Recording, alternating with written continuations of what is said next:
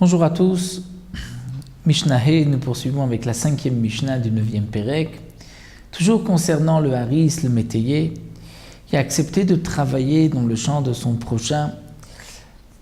En échange donc de la récolte, il va manger les fruits de la récolte et il donnera au propriétaire du champ un pourcentage, la moitié, le tiers ou le quart. Le Tana de la Mishnah nous parle du cas où le métayer a accepté le champ et il se rend compte que le champ n'a pas beaucoup produit cette année. Donc le haris, le métayer, se dit: pourquoi vais-je me fatiguer? Ça n'en vaut pas la peine. C'est vrai que je dois donner au propriétaire un pourcentage en fonction de la production, mais malgré tout, je dois aussi voir mes intérêts, et puisque le champ n'a pas produit beaucoup de récolte, donc ce n'est pas intéressant pour moi de travailler. Le Tana de la Mishnah nous donne la loi Mekabel Sadeh Mechavero, celui qui a accepté le champ de son prochain, Velo Asata. Et le champ n'a pas produit, c'est-à-dire, explique le Barthénora, une petite quantité. Donc le haris ne veut plus travailler, puisqu'il se dit ça ne vaut pas la peine, l'effort ne vaut pas la production, ce que je pourrais en récupérer, mais malgré tout, s'il ne travaille pas, le propriétaire ne récupérera rien, puisque c'est un pourcentage. Alors voici le din. Imieshba kedel amit keri. S'il y a suffisamment de quoi faire un tas.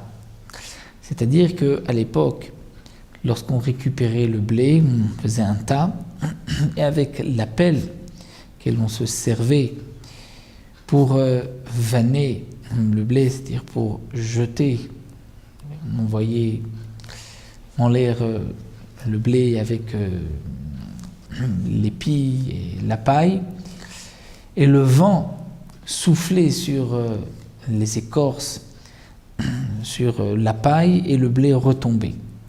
Ensuite, donc on faisait un tas, et cette pelle avec laquelle on vannait, on avait l'habitude de frapper, c'est-à-dire d'aplanir le kéri, le tas. C'était ainsi qu'on marquait le Gmar Melacha, nous avons terminé le travail de cette récolte. Donc le Tana nous dit s'il y a de quoi les amit kéri, c'est-à-dire de quoi recouvrir de blé cette pelle, laquelle on va aplanir le toit, le toit de ce tas. Et c'est à peu près à 2 CA, CA, quantité, volume de l'époque, correspond à 2 CA. S'il y a donc de quoi faire un tas de 2 CA de blé, Chayav letapelba, le métayer est obligé de s'occuper de ce champ et est obligé de travailler. Moins que cela, il peut dire c'est trop de travail pour la production de ce champ, et donc si c'est moins que 2 CA, il n'est pas obligé de travailler. Mais s'il y a de quoi la mitkeri, de quoi faire un tas, 2 CA, il doit travailler. Amar Rabbi Yehuda dit non, makitzba bakeri. Rabbi Yehuda dit mais quelle est cette mitzvah, cette mesure que l'on donne? Et tout dépend du champ. Il peut y avoir un grand champ ou un petit champ. C'est vrai que un petit champ qui donne un tas où on peut même recouvrir cette pelle, c'est considérer que c'est un champ qui donne quand même une certaine production qui en vaut la peine. Mais si le champ est très grand et qui ne donnera qu'un kéri, dans ce cas-là, ça ne vaut pas la peine. Alors on nous dit Rabbi Yehuda, le shiur il a imiège pas que des nefila. C'est-à-dire s'il peut au moins récupérer le blé qu'il a semé. Nefila, c'est-à-dire le blé qu'il a semé, qu'il a jeté.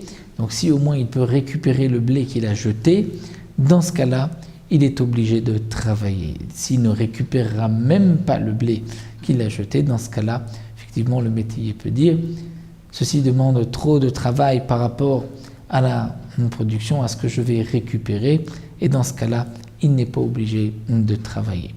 Donc, machloket entre Tanakama et Rabbi Yehuda, d'après Tanakama, kedela mitkeri, de quoi faire un tas, environ 2 CA de blé comme nous l'a expliqué Tanakama, alors que d'après Barthénora, d'après Tanakama, et alors que d'après Rabbi Yehuda, c'est en vérité qu'Eden Nefila s'il peut récupérer le blé qu'il a semé.